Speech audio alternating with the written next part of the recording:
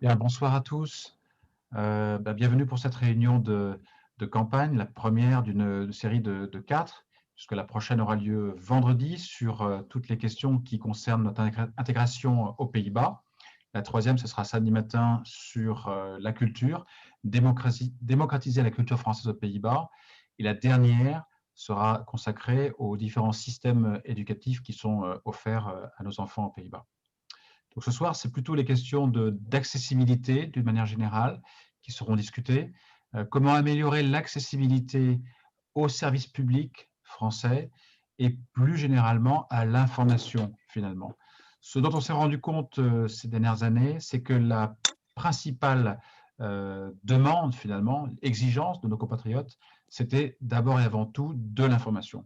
Et donc l'information, c'est de loin, en tout cas c'est ainsi que on l'a perçu, la première préoccupation politique au sens large de nos compatriotes à l'étranger. Et c'est également le cas aux Pays-Bas. Donc l'information, c'est une information qui nous est utile à nous, Français de l'étranger, donc nous, Français établis aux Pays-Bas, soit parce qu'elle nous intéresse par rapport à notre pays d'origine, la France, pour des questions de fiscalité ou pour des questions de succession internationale, quelle que soit finalement la raison, on peut avoir besoin de trouver une information qui nous est directement utile. L'information, elle existe en règle générale déjà quelque part sur Internet, mais elle n'est pas toujours évidente à trouver de manière rapide et efficace. Et donc c'est là où il y a, je crois, un certain nombre de choses à améliorer pour vraiment optimiser la capacité que les uns et les autres ont de trouver l'information dont ils ont besoin. Donc l'information, c'est important. L'accessibilité, c'est peut-être la notion qui va se développer de plus en plus dans les prochaines années par rapport justement à nos besoins en termes de services. L'accessibilité de certains services administratifs. Et je pense tout particulièrement, bien sûr, aux besoins que l'on a de contacter, par exemple, le service des impôts des non-résidents en France, pour ceux qui sont concernés, ou d'autres qui approchent l'âge de la retraite et qui ont besoin de se renseigner sur leurs droits futurs, voire même de demander tout simplement leur retraite. Cette capacité que l'on a de contacter nos administrations, ça reste un point de préoccupation. Et donc, c'est pour ça qu'on l'a mis en priorité sous ce grand domaine, donc qui est améliorer l'accessibilité aux services publics et à l'information qui nous est directement utile. Donc, on a fait un certain nombre de propositions pour répondre à ce besoin. C'est d'abord de faire ce que l'on fait déjà depuis finalement quelques années, 5, 6, 7 ans maintenant, depuis 2014. C'est premièrement envoyer une infolettre tous les mois à l'ensemble de la communauté française qui essaye d'une manière assez générale de répondre à l'ensemble des besoins et d'être la plus diverse possible, que ce soit des activités éventuellement conviviales, mais aussi des aspects juridiques, informatifs, de citoyenneté. Ça, c'est la première chose. Donc, envoyer une infolettre, communiquer de l'information vers nos compatriotes. Deuxièmement, traiter de l'information plus précise sur un sujet tout particulier.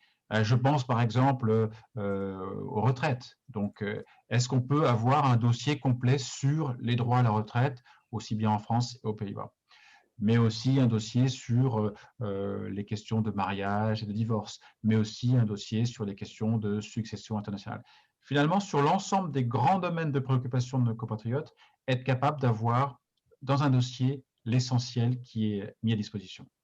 Et puis enfin, et nous le faisons également depuis quelques années, faire appel à des spécialistes qui sont capables de nous dire, l'espace d'un soir, d'une session sur Zoom pendant 1 heure, où on l'espère évidemment en présentiel assez rapidement, avec à nouveau des ateliers organisés dans des salles, eh bien, un spécialiste qui nous explique pendant 1 heure un sujet particulier. Je pense par exemple à un avocat qui nous parlerait du droit du travail néerlandais, un autre spécialiste, un notaire par exemple, qui nous expliquerait les donations internationales. Donc voilà les choses que l'on propose, faire des webinaires ou des ateliers avec des spécialistes, comme on le fait d'ailleurs déjà depuis de nombreuses années. Ça, c'est la première chose. Deuxièmement, ce sont des questions effectivement d'accessibilité qu'il faut améliorer. Et il y a un des sujets qui nous préoccupe, c'est que quand on veut parfois contacter une administration française en France, il est difficile de les avoir au téléphone.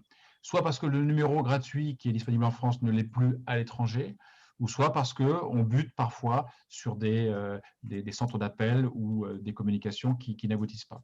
Donc il y a probablement quelque chose à faire pour à nouveau mettre en valeur le moyen de communiquer par téléphone avec l'ensemble des administrations françaises. Ça paraît évident, mais il est bon de le rappeler. Et puis, et c'est peut-être un sujet aussi de préoccupation de plus en plus croissant, on est parfois en but à des décisions prises par l'administration qui nous sont défavorables. Ce fut le cas et de manière assez importante pour les questions des non-résidents qui ont dû subir des prélèvements sociaux en France depuis 2012, qui étaient injustifiés, qui étaient en fait illégaux. Donc il a fallu que les non-résidents s'organisent entre eux pour faire pression sur l'administration, mais aussi pour tout simplement organiser par eux-mêmes des recours, voire saisir les tribunaux français pour faire valoir leurs droits. Donc cette situation va malheureusement parfois se renouveler. Et donc, il est utile d'aider nos compatriotes dans les démarches, soit contentieuses, soit tout simplement d'aide, de conseils, pour faire valoir leurs droits, quels que soient les sujets, retraite, succession, imposition, etc. Donc voilà à peu près les grandes lignes, les grandes propositions que l'on veut émettre pour le prochain projet. Et donc maintenant, je suis vraiment très, très ouvert à un débat entre nous pour avoir votre retour sur ce qui vient d'être présenté. Donc, je vous remercie.